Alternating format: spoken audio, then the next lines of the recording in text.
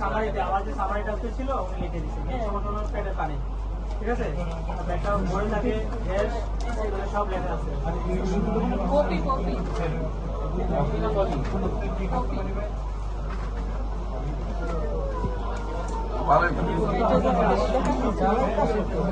Doctor কি সমস্যা হয়েছে?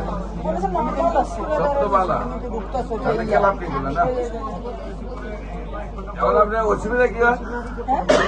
অসুবিধা কি হয়?